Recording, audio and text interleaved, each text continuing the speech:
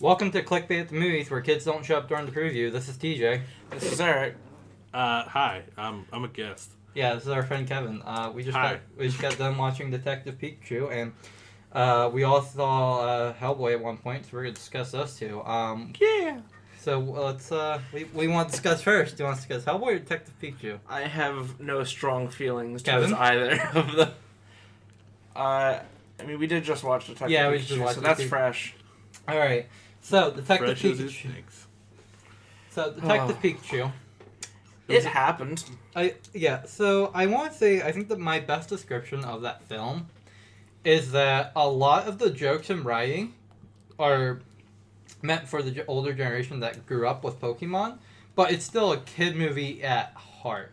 Like, they make jokes about how Cubone's wear its mother's skull. They make jokes about Mr. Mime tells one of the characters to shove it. Like, you know what I mean, like a little bit more older things, or like some things that kids. I don't know. They stretched the PG. Yeah, they really did stretch. Yeah, I mean, it's in all technical terms, it is a movie for kids. Yeah, And 100%, if you took a 6-year-old that just got into Pokemon with like one of the new cartoons that's out there right now, they would love that movie because they're literally just watching the characters that the Pokemon they both love to watch on the show, Yep. or play as a card game, or play on the actual video games, come to life, and it's amazing. At the same time, if you're a parent bringing those kids in, you're gonna have a blast too, just watching the jokes going down and just watching all this stuff happening. that's interesting. I think a couple of years ago, somebody brought this up when they were reviewing a movie. Is that nowadays a lot of kid films have a lot of adult jokes in there that obviously the kids are not going to get to make it entertaining for parents to actually go watch these The adults movies. are bored. Yeah, exactly. It's a similar thing with how a lot of shows from Cartoon Network nowadays. Yeah, They're 100% for kids, but they're They made sneak by adult jokes right in there. Exactly. a couple of months back, you showed me a clip of SpongeBob laying down on his spatula, which is essentially laying down on his sword, like that. Oh yeah, where that- SpongeBob literally commits seppuku in an episode. Oh, that's Like, beautiful. he just says like, "I've dishonored the Krusty Krab," and then like falls on his sword, spatula, yeah. and it goes through him. But since he's a sponge, he just gets back up. Yeah. Oh, that's a work of art. Yeah. And So, everyone's like, "Oh, all Again, right, like that went far." they're very aware of the adult nature of these things. But that's kind of a good thing, to be honest. I mean, it's a movie that gets more value as the years Profit? go on. Yeah, exactly. Because Profit. if you're gonna have a kid watching that when they're a kid, it's embedded to you, right? And then you grow up and you want to hey, get the nostalgia moment, you gotta watch it again. And let's say it's like 10 years later when you're like 16 and you go to 16-year-old, you're just going to be cracking up even more. Yeah. Just because the jokes are now just, oh my god. Yeah. Now it registers. There's a few things. One, is that I'm pretty sure anybody who knows the word Pokemon know how to identify Pikachu. That's the first big thing. That's just on surface level. Say if I was a kid and I heard just Pokemon and I saw a picture of Pikachu, I'm like, oh, that's what Pokemon is. I would still understand that going to this movie. But before then, again, people that are older like us going to these movies, we know a lot more about that. There's a point I was trying to make. I'm an idiot because I forget. Yeah, we know. Yeah, We they're gonna constantly hate on me during this. I think. I don't know. Absolutely. I mean, we don't hate, but we just look Josh? at you. No, not even Josh. We just look at you in judgment and scorn. Yeah, fair enough. That's what we brought you for. Yeah, Exactly. That's why the lighting lighting is here, just to make you the dim light, and we're just on bright light, just judging you in scorn. Wow, I see how it is. Let's turn off the light now. Oh, now we're. Oh, so now we're all just equally bad at this game. Yeah. Cool. Cool. Now You still got the still typically late because of the monitor. Inquisition times. I turned off the monitors. No, actually, I gotta turn off the we should monitor. keep that on. Because I gotta watch the audio, make sure we're not peaking too much. Cough, Kevin cough. He's my main we've word. broken this very hard. Oh, very hard. 100%. 120%. So we should Maybe probably gear 130. back into movie. I mean, we could. I mean, we We could. We should. It's an option. We should. So what did you think? I think this is the other thing. I think it still follows the same formula that basically every Pokemon movie has, where it's like, obviously it's the main character's a kid. Most of the time it's Ash. Obviously, since this isn't Ash, it's a different character. Well, no, it wasn't a kid this time. The guy was 21. Was he? In the movie? Yeah, he was an insurance guy. Oh yeah, you're right. I work insurance. He's No. a kid. He is like a young adult, huh? Ash out here. Ash He's not out- like 40, but Oh no, he's not. It's Ash He's- out here just selling life insurance. Yeah. Yeah. No. it's definitely the universe to sell insurance. I- Times were rough at Palatown, man. Yeah, actually, no. Yeah, no. That, Professor Oak got to way too many accidents in the lab. Yeah, it is really good. Insurance must be expensive. What? Insurance must be expensive. Think about Like, how you're- you break yeah. it down like insurance. Like you're driving your car and your Magikarp evolves into a Gyarados and your entire car is just begone. Or just think about like in general, like what happens if like a Pidgey just suddenly uses like Whirlwind? Yeah, it really just is your life is now Like, you forfeit. Yeah, like I mean, there's a Pidgey on the road and he tries to swerve around it, and the Pidgey panics and uses Whirlwind. And Your just car is just off the road, Yeah. tumbles into a ditch like, oh, how there I go. how do you break down the insurance policies for Pokemon? What is Pokemon around? Like, do you break it out by Everyone like has a dash types? cam. Do you? Yeah, I think they probably. Everyone has a dash cam.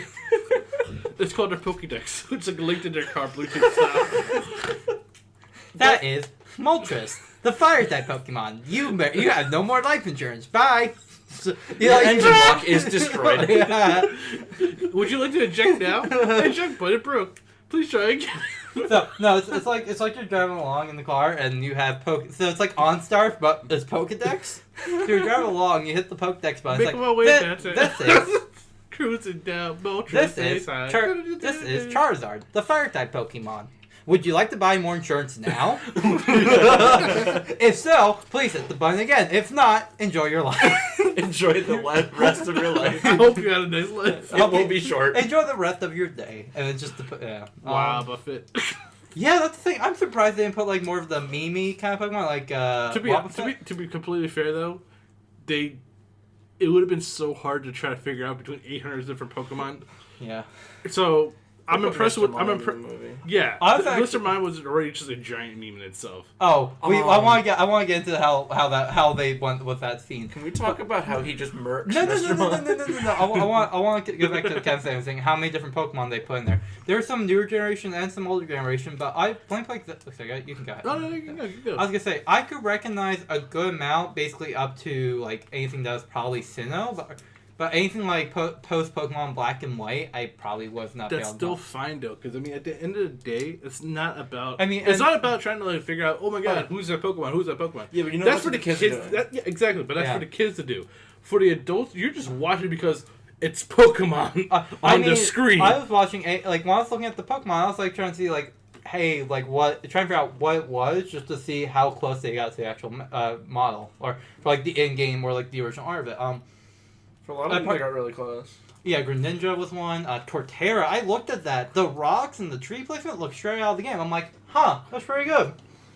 Or I legitimately didn't realize Greninja was a frog. Like, or like I may have just forgot about it, and then like they showed Greninja being a frog. Yeah. And doing frog. They're like, oh right, he's a frog. He's a frog ninja. Yeah, that's kind of the entire point of his existence, huh? Right, but like I think it's like kind of like a takeaway thing. Unless you're playing like a game where you can actually like physically see the frog, Greninja being the frog, Like Smash. exactly. Like unless you're able to see a Greninja doing Frog things. frog things. Yeah, no, it's a good you're not gonna fully grasp that. I'm gonna say this right now. I think Gengar looked horrible. Which one was Gengar? The purple cloud that's fighting Blastoise. Evil Clefairy. Oh yeah. Yeah, got you. I didn't Oh, like man, how they that did looked his face. Not Like, good. he looked more like he was acting like a goofball and not really like the sinister, evil kind of Gengar like they displayed in like Pokken, for example. They Like went how with- sinister he was. They went with Goofy Shadow Boy. Yeah. Well, I mean that's kind of like more like how it looks traditionally too. I mean like Yeah, that's true. he's more like a troll kind of guy, but he just counts the chaos. Yeah, that's Yeah. fair. If you think about it that way. So I can accept that more. And like even when he was fighting, sorry, in case you guys are coming into this like right now, this is completely just us just going headfirst and spoiling this whole Yeah. movie. Oh yeah. So apologies in advance. Yeah, I mean, the title is I'm spoiler gonna put land. tiles and I'm gonna put spoilers in the title because I'm gonna be honest. Like, this is us after movies digesting it, and we're gonna talk about what we saw in the movies. Right. Getting back to the Gengar thing. So the whole fight scene when you see Gengar fighting, Yeah, of course. it's just him just messing around and just being a complete troll. It's like, And it's kind of what Gengar kind of reminds you of. I mean, like when you see how Gengar was originally looks like and everything, he just Yeah. looks like a little chubby boy, just like Hey, to well, cause nonsense. what are you gonna do about this, huh? And then he just does everything else, and he's like, "Oh, you turn around, and suddenly he wins." And he's like, "How did you win? What happened?" So He did it. He did Critical. the thing. He did that thing. He used that thing. I'm guessing this right now. Of some of the Pokemon, they definitely got the natures on point. I would say like every time I've seen like an Arcanine or Arcanine, they definitely they behaved like a dog. I'm like, that's what you expect from it. That really leaves some interesting implications. What? Because they are replacing real world animals Yeah. with Pokemon. Yeah, I mean, Also, what is in the burgers? Taurus. Yeah, yeah. We know we've known about. Do you not know? I mean, there's milk taking milk for a reason. Yeah. No, I've been out of the Pokemon game for a while now. How do you think they make scrambled eggs? They Aw, Pokemon. man. Sorry, No, Pidgey. But I mean, See you later. I mean, bring with the Arcanine point. That's also a very interesting point too. Like when you realize when you first watch the movie, like when you see like the first opening of it, Yeah. there's a flock of Pidgeys, and you realize, oh wait, it's Pidgey. Pidgey, not birds. But at the same time, though, they're small. Yeah. Like what the actual Pidgey would be in the Pokédex. Yeah, exactly. So like they're anatomically like what they're Correct. supposed to be as the Pokemon, not Yeah. like, oh, it's a bird that's in the game. And it's like, oh, it just happened to be a bird. 100%. If I could have one Pokemon in real life, and it would be like and nobody would ever question it. I think people wouldn't question a Pidgey or a Pidgeotto. Right. It looks like a normal bird, so Right. Hey, I it's just fly angrier. Yeah, it's just angry. Also, shout out to Slacking. Like, I mean, that guy was just There's two MVP. things where you see Slacking sleeping in the background. Like, okay then. Oh, so missed opportunity at the bar scene was, or like the bar / cat, like Chinese cafe, kind of like there are people eating there. It's a Shady cafe / cafe. bar. The Shady Cafe, yeah. Shady. I say. Shady. Okay. Thought you said something else. Never mind. Shady Cafe. Was that Jigglypuff was sitting on a table. A guy is sleeping next to him, her, because I don't think you can't tell. I was like, why aren't they drawing on his face, huh? Like, I mean, missed opportunity there with the whole entire Jigglypuff thing. I mean, we don't know for sure though, because it had a microphone, but I mean, generally the gag is that the microphone also has it's a short yeah, of thing. course. So we don't know if they would have just done that already or not. That might be a director's cut if they make it, I mean, yeah. or probably when they make it. Yeah. But at the same time, like, it was perfectly set up that like everybody that watched that series would know like this is the joke's gonna happen to that person. But they at the same time they really just need to go back to the plot in that one, which is great, still good. Yeah. Where else do you want to discuss about the movie? Do you want to start moving? Wait, what did I tell you to hold on? I forget. It's been 2 hours. Yeah. Let's not. I guess the only other thing I could say is, wow. I mean, we can talk more about the plot and crap because I will say I'm adding spoiler warning in the description. We should talk about like the plot. So, what did you think of generic bad guy number 1 and 2?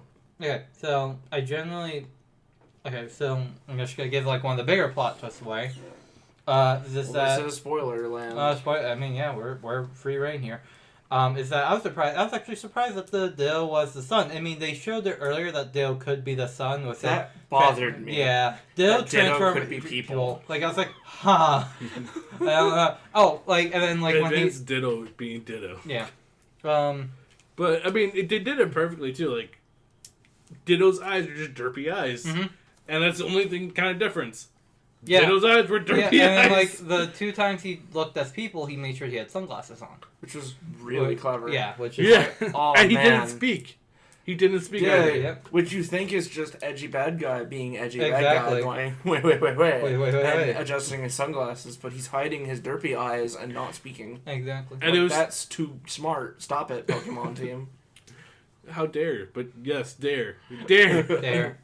dare to dare. What was it? But yeah, and like in the general old guy, bad guy, I was like, he seems very much like the bad guy. I'm like, but then they do a good job of making you think he isn't though with the entire hologram thing. Speaking of holograms, obnoxiously loud holograms. Yeah, okay. Like, oh, look at this hologram. Whoop, whoop, whoop. I'm like, why are holograms so Speaking loud? of the wub wub wub, What? explode. Oh, no, I thought it's Louder was his name. L-O-U... I Explode? believe explode. It's just renamed Google now. searching coming. Da, da, da, da, Oh, da. that's coming up on the audio. Pop, come on, louder. Loudred. Loudred. All right, So- cool. We were close Oh, enough. Explode is the final evolution. Aha! Okay. Okay. So, but you're still wrong. They're in a nightclub. Yeah, so they were in like, Being- well, no, it wasn't a nightclub. It was an underground. underground So club. in this main city, this is going on. Their Pokemon battles aren't supposed to exist. Yeah. So it's an underground Pokemon battle club, and Yada yada yada. yeah, I just By the way, just irrelevant. yeah, that's illegal. Don't worry about it. And they had everywhere else, just not they in the had city. Loudred, which is a sound type Pokemon. And basically doing the music, which I thought was kind of like smart because they're acknowledging that Pokemon have these abilities, like that's something like like their lore is actually quite relevant. Also, the Psyduck with the headache. What? The Psyduck's whole thing with the headache. Yeah. They incorporated that very well too. Like you can't stress out Psyduck, otherwise he's gonna have a migraine. In the movie, they use it as both like part of the lore and as a plot device for both blackmail and just for an actual reason for get out of jail free card. Yep. Yeah, exactly. While they're getting activate my plot card. Yeah, I activate advance the plot. Advance the plot. Yep. Trying to think what else. I saw the Greninjas and like, man, I want a Greninja now. Yeah. They look scary and real. I know, but it'd be so cool to just have freaking Frog Ninja. Like, hey, what up? It would be interesting, but like, if it could talk, it'd be a lot. Like a human, like Detective Pikachu decides he can do. Well, funny you so say you that. can hear Ryan Reynolds swear as a yellow fluff ball. So after our main kid character, or youngin, he's got high off of the purple R spray. That's what we'll call it. Oh man. Yeah. So all that fart gas. Yeah, he has some purple R fart gas, and then basically he's able to talk to Detective Pikachu, which brings up the question: is before that, I wonder if he actually could talk to the. Well, we don't know because it was exclusive just that Pikachu. No, here's the thing though, is that what I think is that he couldn't understand other Pokemon though. That's the thing. He couldn't understand other Pokemon after having the purple gas. He could only understand Detective Pikachu, but who's say he just couldn't understand Pikachu the whole time? No, he could. That wears off rather quickly. Hey, you're right. Like, an idiot. After like a couple minutes. Well, I think maybe it could have been the fact that it was the bond between this because. I mean, yeah. I mean, like as you find out at the end of the movie, I mean, Detective Pikachu is actually just the soul of the guy's dad inside the Pikachu. Yeah. So maybe it's because of the fact that it was a bond. Oh yeah. Which is just Ryan Reynolds. Right. Yeah. Literally just Ryan Reynolds. Well, actually. I mean, yeah, the dad's kind of like, hey, I'm Ryan Reynolds. I'm like, oh, that's cool. No, I mean that makes sense though in the Pokemon universe where they're always talking about bonds and crap. That's always been a Ralph thing in plot device. So it makes sense in that regard. I mean, even with the whole lore of the actual city's purpose, it was the bond. It forged a stronger bond between humans and Pokemon, so that you didn't even need a Pokeball in order to like ensure that they wouldn't leave you. You can freely have them like next to you as a companion and just be chilling with them. Early on in the movie, you see what looks to be Mewtwo blowing up the dad's car, then trying to call him yada yada. When he escapes from the holding cells, I won't touch on that plot point. But every time they try to show Mewtwo anymore, they always try to show him off as a bad guy. But here's the thing: ever since the very first Pokemon movie Mewtwo, in every other movie, I'm pretty sure he's ended up just he's a good guy unless some bad guy does a thing to him. He's not really good or bad. He's more like an anti-hero. It's just he's an anti-god. You mean? Because Mewtwo is a god. A Pokemon. In the sense, sort of. He's really strong, and he just he has the powers of Mew, but he has a. I mean, if arguably higher intelligence. If anything, though, I would classify it just like the wandering observer kind of class. Mm-hmm. Like he doesn't, as long as you don't interfere with him, he's not going to interfere with you. What's his face from the Moggy Sinbad series? Remember the guy that? Which one? Oh, which one? It was like the traveler guy that like would tell. Hold a second. Sinbad himself? No, Moggy. We have to do another Google. We're just going to a whole other realm of manga. Yeah, so if you guys aren't familiar with manga, him. Oh yeah. Sorry. Jesus Christ, Kevin. I'm sorry. I mean, like. Yeah. Found it. All right. Yeah. Yeah, him. Oh, the actual. That's that's a dude. All right. Yeah. Yeah. Would you or would you not? Shut. No. Rewind. All right. Yeah, Yunin. Yeah. He's basically what Aladdin. Well, not Aladdin. Sinbad's. Well, he's his Maggie. Yeah. But no, like my point is like that's how Mewtwo kind of is. Like he he has great power, basically the power of God, but he's just like, just gonna observe everything, and I'm gonna make sure there's somewhat of a balance in the world. No, I mean, he's more like, the whole point with him is, like, he just grew up to be, like, an intelligent, like, baby, basically. Mm-hmm. Like, he's observing everything, trying to learn. Is he a test tube baby? Huh? Yeah. Is he a test tube baby? Yes, he was made from the DNA of Mew. So he's just like a test tube baby that just got spawned into That's this why he's world. a legendary Pokemon and doesn't have a gender. Yeah. Even though I'm pretty sure they make him a male in most movies by argument because of the voice. Yeah, I mean, the voice is male, but he's pretty androgynous at this point. Yeah. Like, there's no clear-cut, like, gender for him, which is whatever, but... No, like, we're not SJWs here. But, like, we're just, like, discussing out, like, terms of there's a reason, like, why legendary Pokemon in the Pokemon video games don't have a gender because it's unknown most of the time. This is one of them. Yeah, I mean, there's a couple, like, Gladius and Latios. There's Mew, too. Shut up. But shut your sound. At the end of the day, when it comes to Mewtwo, it's more like, again, like I said, he's just more like a wandering baby, just observing and learning about this culture. Sorry, no, yeah, I know what you mean. I think I want to move on to what Eric said he wants to talk about. Let's talk about Mr. Mime.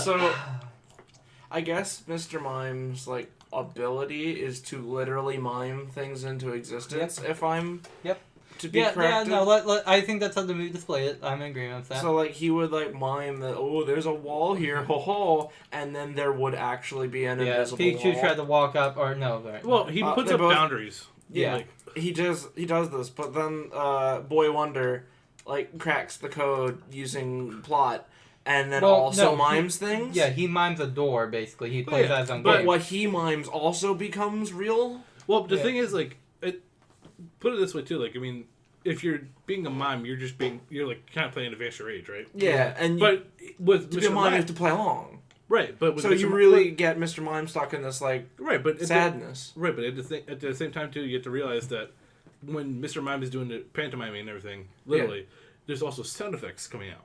Yeah. Now, that could also be just Mr. Mime's ability as well, just, like, to add on to what he's doing. Yeah.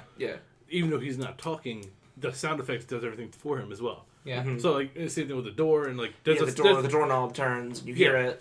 And, it's DJ trying to motion with right now. There's a part when the kid goes and invades, like... Mr. Mime is rehearsal with boundary space that he pulled out, and he somehow creates a giant can of oil or gasoline. Gas. Gasoline can. Mimes the door, goes in, like, starts to pour gasoline, and you hear the gasoline, like, and splattering. Pikachu's like, "What? Huh? What? I don't get it." And they're both trying to motion. It's like it's gasoline. It's gas, you moron. And he's like, "Oh, it's gas. Gotcha. Continue." And then they continue. They cover them. Yeah, like, he's self-aware, but at the same time, like he's forced to because that's his nature. That's his mentality. But I was gonna say the other thing is, I'm just sitting there. I'm like, dang, they're really about to put Vime on fire. Like, man, it got dark really fast. Yeah, the kid starts lighting matches and putting and you can hear him like scratching the matchbox. Like, I'm lighting the matches here. So then they light a trail of gas, or bring the trail out. Of the room, and they're like, "Oh, I'm gonna drop the match," and now Mime plays along, and it tells them mimes them what they need to know, and they're like, "Oh, awesome! All right, we got what we need." And when you think it's gonna cut to black, he throws the match. Well, he drops it. He drops the match down. He drops it by accident. Like and then because he's just not thinking. The whoosh of and you hear the whoosh, and Mr. Mime panics, and the street just turns black. You got the next scene. But you know, at the same time, it's completely fake. It's just the greatest. It's just part of the game. It's like you're just going to have the reaction. Go, wow. But when Mr. Mime falls on the bike, he just do it the slow mo crash. And you're Detective Pikachu's like, oh no, it's a bad one. He's not even made. He's doing the blood spray motion. Oh, he's doing real bad. He's taking it real hard. All right. I think or was it? And then I forget. Yeah, and then they move on to the underground Pokemon arena thing. It was a cool bit. The freaking Magikarp. Oh man. All right. So they're like the Charizard's on Purple R, gone crazy. find the Pikachu and the... Just in case we haven't mentioned this before, Purple Heart is basically the smoke that the main character inhaled and let it loose in the beginning of the movie. And what it does is basically just turns regular Pokemon into frenzied. No, mindless, and then they go on a rampage. And they go back to wild mode. Yes, as you would see them in the games. Yep. All right.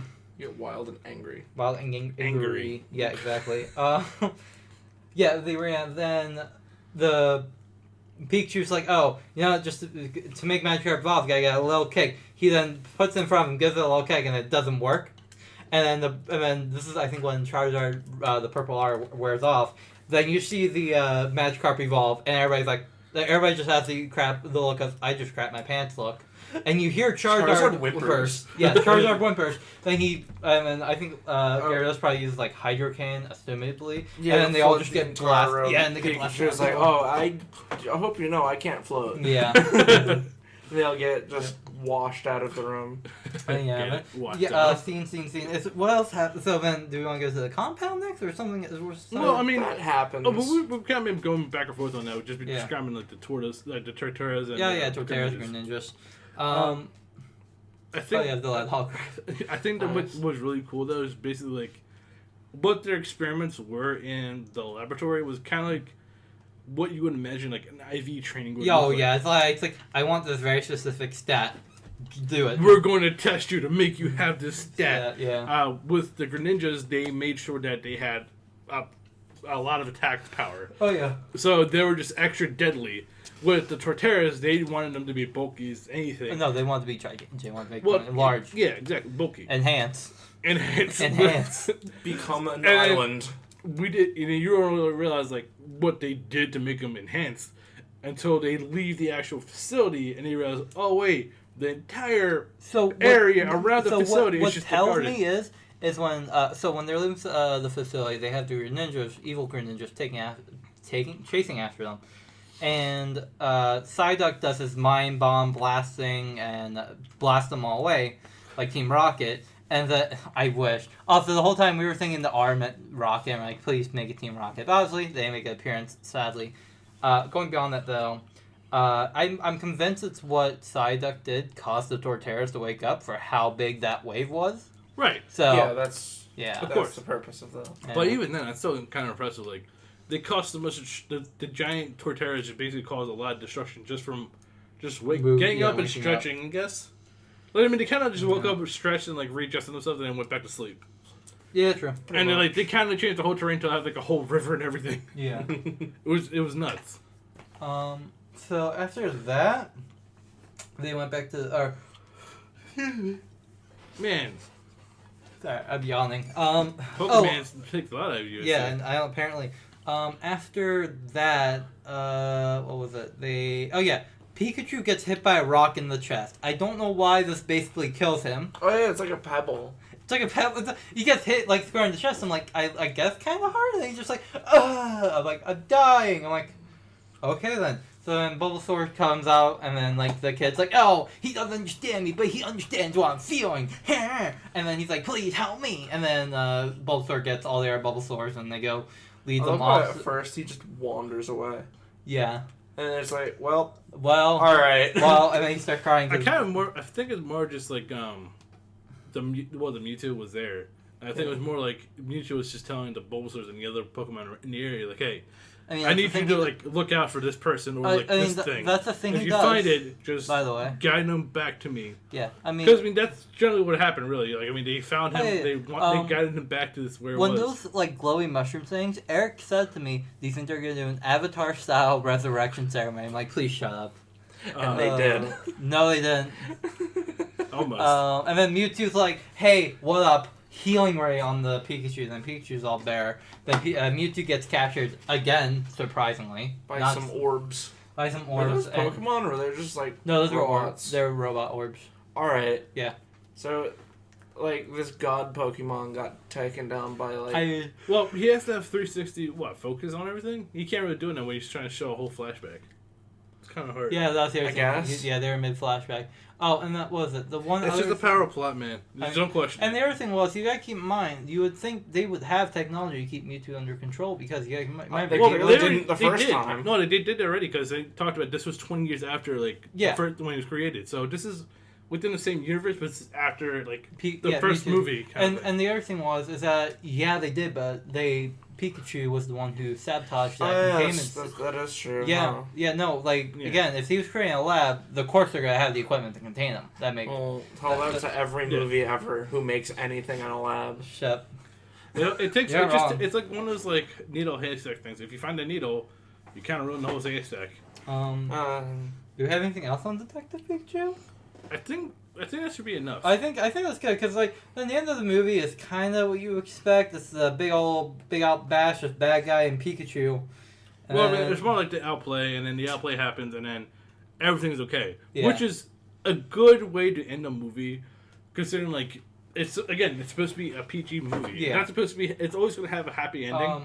And it has a feel good message. It has a happy ending, which is it had everything end in a nightly. And it's kind of what Pokemon movies you kind of expect from them, which I'm fine with. My only complaint is that the ending shot they pan up into the city, but then there's no Pokemon flying out shot. They could have a flock of Pidgeys flying, or have Mewtwo peer up sky and then zoom off. You know what I mean?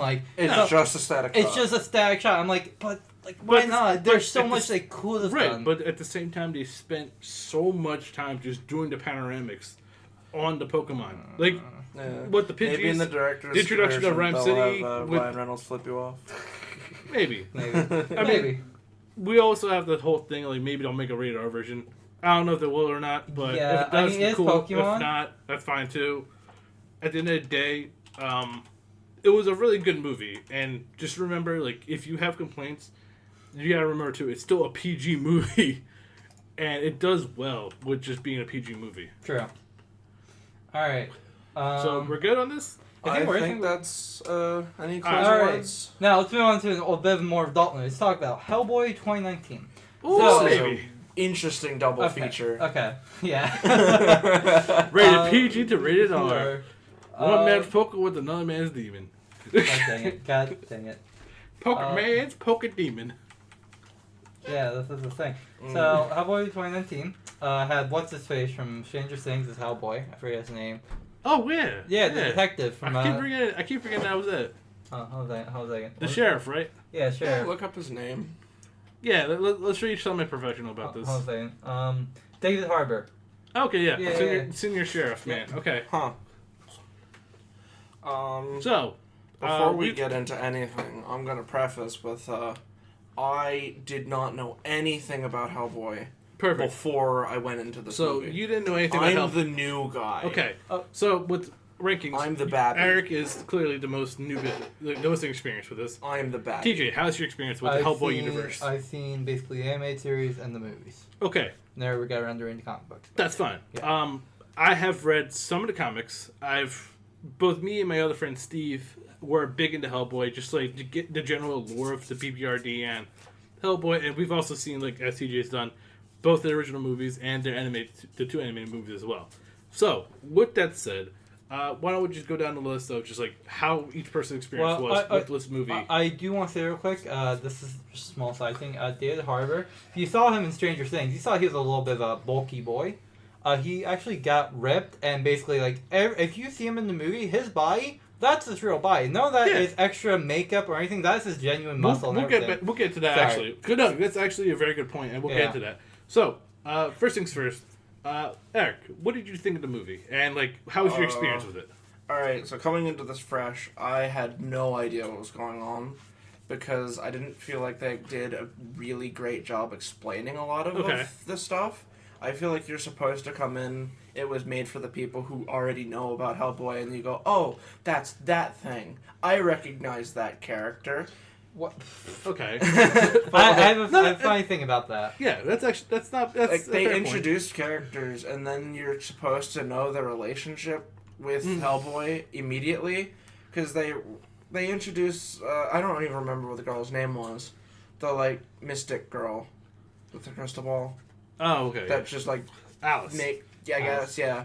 The one within Britain, right? The one that's like the one with an accent who could touch a corpse and it's ghost came out and talked to. Yeah, I had no idea who that was, and they just kind of like talk like you're like this is hour 3 of a 6-part TV show, and you already know who this is. So I guess the point of that, like the thing is that I know they also explain the relationship, but best way to put it, I think, for any relationship you see in that movie, assume they know each other through the foundation that's been around for the Paranormal Investigations Foundation. I mean, that's fine, but I didn't know what that was. Right, no, I get you expected to know a little bit too much for my tastes. Right. Like, it gave me a Justice League vibe where they just kind of rushed it. I'll get into that, too. Do you have anything else to add with it? Overall, I wasn't, like, disgusted with the movie. I thought it was a serviceable movie, but I didn't have any strong feelings one way or another, which is almost worse. Okay. TJ, how did you think of the movie? So my first big thing is pacing was a mess. Horrible mess. Yeah, I thought that too. Oh, okay. And my second thing was, when I say you're supposed to like assume, like when they bring up the corporation, or sorry, nice. Yeah, what term did I use? Organization. Thank you. Nice. GG. It's that I didn't know who Alice was. I didn't know who the main villain was. Nice. Yeah. No, like when with the organization, like when I was following, like when they talk about Alice, like basically they say, "Oh yeah, you knew her from the organization." I'm like, okay, I understand what that means. The villain, when they were trying to get the villain backstory, oh my god, wow, that hurt. There was a lot to talk about there. Yeah, I was like, that was a little bit too fast even for my taste. Comparing to the old films though, is that I would say I think the first two movies definitely had some weird pacing, so I think this one was worse with pacing. Mm-hmm. I think the makeup and effects were on par for the movie. I think the effects look pretty good. I think it looked good. Also, you also got to think back to, like, so you didn't see the other one, so it was fine. But put it this way, I think the other ones were what, Lionsgate? The other two movies? Yes. Okay, so take Lionsgate and go from that to Millennium. So it's like A-list producing studio to B-list studio. Yeah. And then have to compare that quality. Fair enough. So that still, like... No, 2019 was Lionsgate. Okay, so what was the original ones? Because I know the original ones were like some like other one, I believe. So yeah, continue on while I look this up. Yeah, no. So with that said, I mean, well, hold on. What is It's Guillermo del Toro, director. Yeah. Producer Mike Richardson, Lloyd Levin, and Lawrence Gordon. I don't. What was the budget? Budget on the original, the very first movie was $66 million. And the new one? I'm gonna look up Golden City budget. Golden Army. Yeah. Budget on Golden Army 85 was 85. So they definitely. How much was the new one? 2041. Yeah, that's gonna be a work of art. $50 million. So less than the first. Less than both. Less budget. So they're not willing to like commit overly to this one, huh? I don't think it's... Well, it was a different studio and a different director and everything else in between. Yeah. Yes, they didn't have a big enough budget as the other ones. However, the quality they produced with that is on par with the old ones. And CG can also compare too. Yeah. No. Now, I was gonna say, the other thing I did find interesting throughout the movie is that they stuck with Hellboy and male and female companion. That was the other thing I did. That was familiar, and that's a good thing to bring into this film because with the first two movies, it was Red and Abe, as we'll say for short. There's an after credit scene. We'll get to that at the very end. But go ahead, Kevin. What were you gonna say? Oh, no, so I mean, if you're done with everything, I have one question. Is the other assistant ever the dude? Yeah, what about companion, cat guy? Yeah. Is he an established character or is he brand new? I don't know because he's not from the original movies. I believe. I don't remember if they were. No, he wasn't. But he might be somebody from the comic books. Is he in the comics? That's my guess. Yeah. So with Hellboy and the universe with it, the BPRD and the whole universe with the supernatural is kind of like a subset universe of Marvel. Oh yeah. I mean, it is a Marvel comic book series and everything. Yes. However, so we can expect this in the MCU. If they cross it over, maybe. I mean, it'd be like the Constantine of Marvel. Yeah. But So, with that said, a lot of the stuff that happens is its own universe in itself. So, a lot of the characters you may see being companions to Hellboy, they may come in and out, like, sporadically. Yeah. Mm-hmm. Like, with TJ, with the male character and Alice, I'm sorry, we keep forgetting what the main character's name is. Ben Daimio was the... Daimio. Okay. Let's start right now. So, with Daimio and Alice... they are characters. They're basically just coming in and out all the time, but they're agents of BPRD, or they interact with the BPRD in some kind of capacity. So they're going to come in and out. Yeah.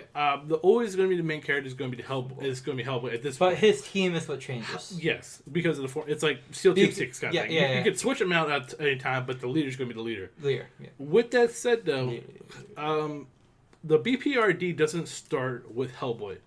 It actually starts with back in the day, with Nazi Germany being the occult and everything. Yep.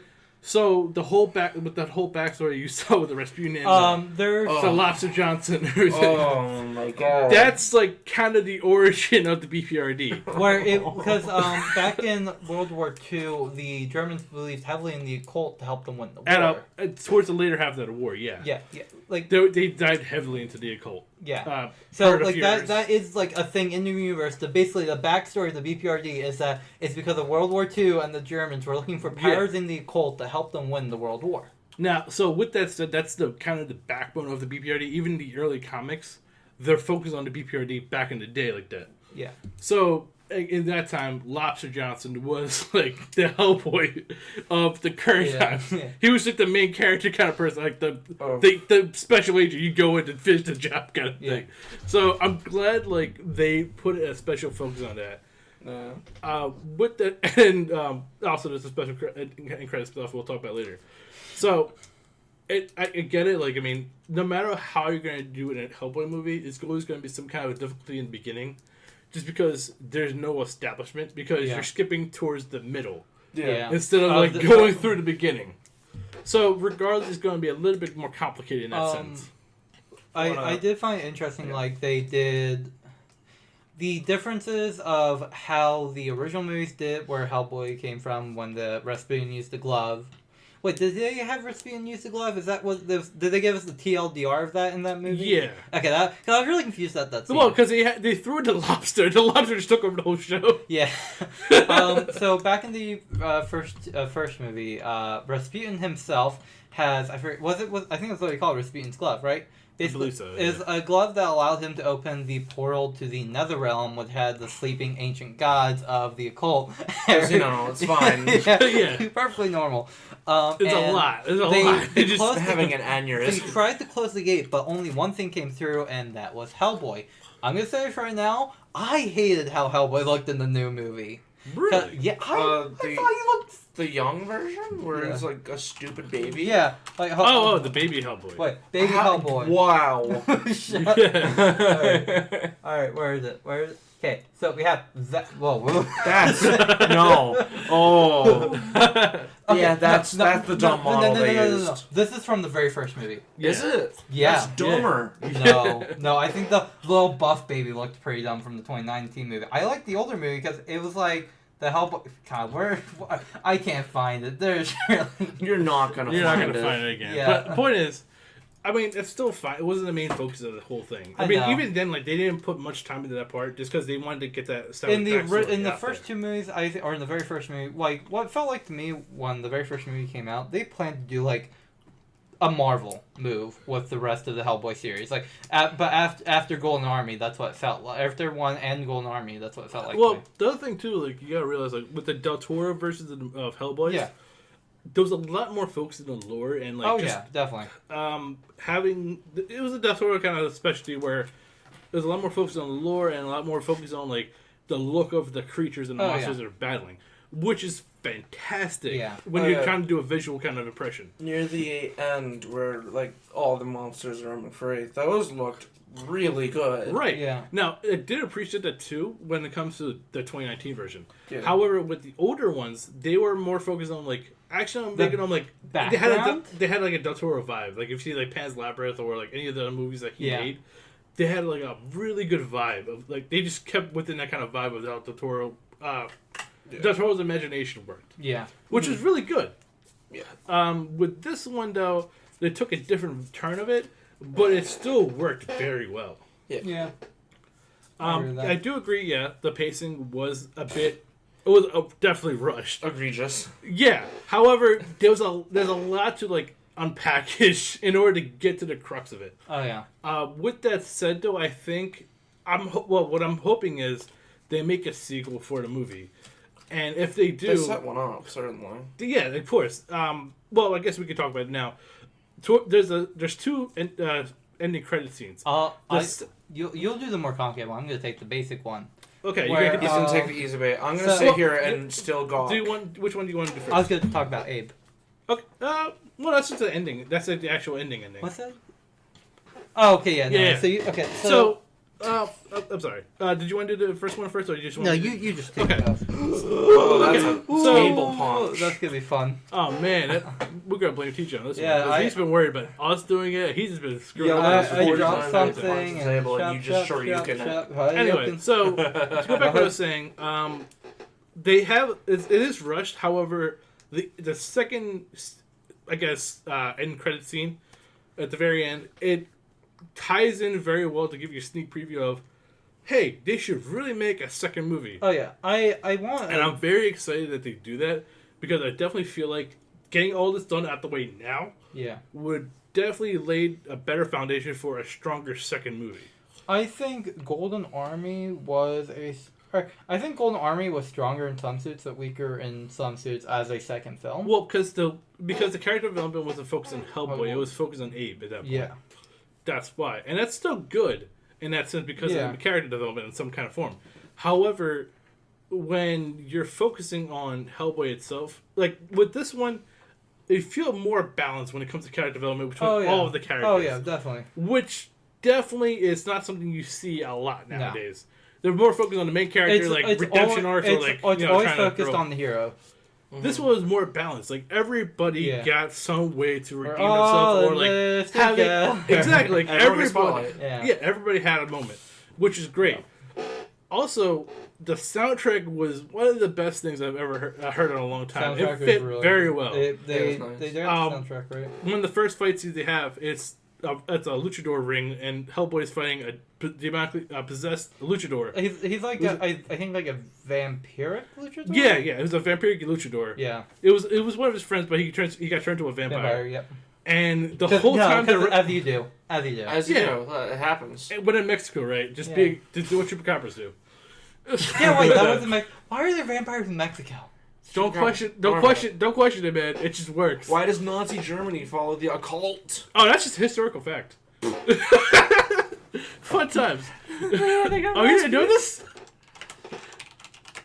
Oh. Wow, TJ's actually trying to confirm my statement now. WW's Germany in the coconut. Literally, he types in Nazi Germany and the occult. First result, occultism and Nazism. Hitler's Monsters, a supernatural history of the Third Reich. Alright, let's just leave that be before you end up on a list. TJ and Eric are officially stunned and shook. I was aware. But anyway, so going back to this, the first fight scene is literally Hellboy fighting against his friend who turned to a vampiric luchador. And in the ring, they're playing a Spanish version of Rock You Like a Hurricane. Yep. That came out of nowhere, and as soon as I realized what it was, I was like, "Oh my god, this works so well!" And I was impressed because I was kind of mad just because it actually sounded better than the original version. I don't know why, but I liked it a lot. But yeah, I definitely hope they make a sequel, just so we can get a better cohesiveness in the second movie. Yeah, I think the action scenes were definitely well done in Hellboy. They were only like this. The Del Toro film, but Del Toro. God, name's blanking on Del Toro. The Del Toro films, like you said, were more focused on story and stuff. But they took, I think, I want to say again, a more comic book approach to Hellboy himself, where they were focusing a lot more on like, oh, Hellboy is this awesome man who can beat things up very well. Yeah. With this one, it was well more balanced, and I think this formula is definitely the better way to make these movies moving forward. And the action scenes were phenomenal. They were smart too. It's not just a man goes beats up. He actually thought about you can see he put thought into all right, this time I'm gonna do this. The final fight scene actually where it was a 3-man brawl. Yeah. A 4-man brawl basically. Yeah. It was actually very well done choreographically. You could see it happening. It was just very smart, and even the thought process, you were just invested in the fight. Yeah. It was very easy to get invested in it. And I think the ending was, I kind of expected that because I was like, or not the ending of with the sword and all and the, do you want to talk about who his father was and all that? Yeah, how his father is King Arthur. Do you want to talk about that? That whole. That was no, he's not. He's a descendant. Descendant. He's not. He wasn't his dad. He was just a baby for several centuries, and then that wasn't his dad. What was the story behind it then? Okay, he's a descendant. So the storyline was, so the whole thing with it was the big baddie was a witch back in the Arthurian times. Yeah. And they had defeated the witch, and they sealed her. She couldn't die. I know that. The blood was in a tree. Yeah, I get all that. I'm talking about Hellboy's who his parents were and why is he a descendant of King Arthur. I forget. Well, that's what he's trying to explain. You're taking 5 years to get there. Okay, we have to start from the beginning, so we don't have a Hellboy. At the beginning, there was a meteor. Yes, and then the memes. Yeah. So fast forward a bit because CJ doesn't want me to let's be a patient. The whole thing was focused on Arthurian lore and everything. Yeah. And Excalibur being a key plot point in the series. So, in this movie. With that said, the reason why it was so big with Hellboy was because his mother was a descendant of Arthur. His father was the actual demon. Yeah. However, she forged a contract with the demon, and therefore she gave birth to him. Yeah. And he was in hell for the whole time. He was the perfect key to everything because with him possessing the sword Excalibur, he can create the armies of hell, bring it back, bring hell to earth. Yep. Has that vision, and it does. Wait. I thought the father was the devil himself. In the lore, yes. Okay. In this movie, they made a demon. In the lore, they made him like a very pivotal demon. However, they don't specifically say it's like the devil or anything like that. Yeah. Okay. They don't hit you with the Satan. No. I mean, in general, for the lore of Hellboy, they don't really go for the Satan. Okay. I think we've gone so far off topic. I had discussing Hellboy lore. Jesus Christ. It's incredible. Yeah. It's incredible how in depth they go with things. But at the same time, there's so much. I want to say, if you saw the new Hellboy movie and you weren't kind of sure what you're watching, like Eric, I would highly recommend going back and trying to find the older two films. I mean, by all means, if any of you guys have watched this movie, or even if you haven't watched it or watched the older ones as well, I mean, by all means, comment and talk about it. Just because this is very interesting. I have a very comparison first movie. For anybody who plays games, which this is kind of a podcast show, and we're talking about Destiny or games crap. For anybody who's played Bioshock Infinite, Bioshock Infinite is a great game if it's your very first Bioshock and you do not have the expectations of the other two games. Or as a Bioshock game on its own and no connection to the old series, it's fine as a standalone Bioshock game. Problem is with Bioshock Infinite, they tie it back to the old games, which were clearly better. Right. But if they were just like, oh, this is the new age Bioshock, this is Bioshock Infinite, it has nothing to do with the old games, I think it would have been fine. I think the same approach to Hellboy, where this is a new age Hellboy, doesn't have a connection to the old movies, you should go with this as your expectation, not compare it to the old movies, because... And I think they also, I agree with that, and I want to add to, they did a very good job of making that clear. Yeah. Because there was no old cast of that. There was no old... recurring characters or supported characters in that movie. I mean, they did show Abe at the end, but I mean that's because he's an established Hellboy character. Right. Period. And that's great that they waited until then, but they did very well they incorporate other characters. Yeah. So I can definitely see moving forward they can do what I said, they incorporate other supporting characters and have Alice or Daimyo in the background being some other kind of support. Oh yeah. But introducing the other team members and recruitments. Because that's also something they didn't really do in the other first 2 movies either. They weren't recruiting any new members. No, they were just kind of like, you're part of the organization. Here's your team. Yeah, here's the secret organization. Red was locked up for whatever reason, and Abe was still there. I still think the whole Red thing in the very first movie was like, Red's just like, I'm not there. I'm like, okay, good for you. Oh, also, they didn't focus too much on the right hand. Yeah, that's the other thing. I thought even they had the whole little quip of what does a hand do? It smashes things very hard. Like they didn't go into the whole entire lore behind that. Also, I think we should just cut it off there at the hand because we're about to hit 55 minutes. And I try to keep all these episodes under an hour because then YouTube loses its crap if I try to upload an episode that's slightly longer than an hour. So yeah, this is gonna be the movie podcast. Can I interject with one last thing? Yeah, go for it. I hate the design of Excalibur. Yes. Yeah. Okay. Yeah. The handle, it looks like it's supposed to be a gladius. Yeah, like 3 minutes. But the blade is too long. I agree. They made it because I imagine some executive producer man decided, I want it to be a one-hand sword, but it has to be long like Excalibur was. So what's a crossguard? I don't care. It's a gladius now, but it's also a long sword. Right, but I think at the same time it was more like a plot device for that one specific thing. Yeah, and we also have to size it to Hellboy's big stupid body. Right. I'm like, all right, fine. Well, actually, no. Even with this movie, it wasn't actually like stupidly big.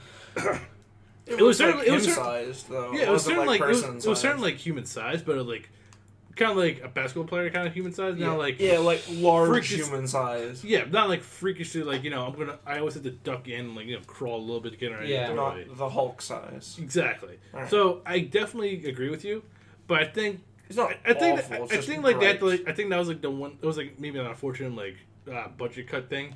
Yeah. They could have just gone a more like adorned version of it where they could have just just made it look like it's supposed to be Excalibur. Yeah, pimped it out. Also, there could be a copyright thing associated with Excalibur and because who's gonna sue you? The church? The Church of Antioch? No. Like the thing is, it might be that there's so many different versions of Excalibur. Maybe what we know is the standard of not like what Excalibur is by the legend, but maybe. A lot of what the pop culture media has created to be Excalibur, what we expect it to be, that's probably copyrighted by who are created originally, that kind of stuff. But I mean, if you want, the original Excalibur lore is ancient as anything. And you're talking about the lore, but it's all I don't know. I mean, regardless, I think it was a good plot device. Let's put it that way. It was very someone good. Getting sued for the Bible being in their movie. I own that design, and whoever you see graves start rolling. It's like, how dare you? I mean, they're trying to get sued for singing Happy Birthday because somebody owns the right to Happy Birthday. Yeah. All right. We are running. Lawsuit. All right. Well, I think it's going to wrap up our first episode of the movie podcast. Going forward, this will just be either me, Eric, or other people if we see the movies, or if they see the movies, and we'll talk about it. Yeah. Wow. Doing a podcast apparently makes TJ out of breath. Yeah, so. this was... By all means, comment on this section to make him out of breath even more. I think this should be called... What can the title be? Detective Hellboy? The worst mashup ever. The worst double feature. Detective Pikachu. Smash feature match.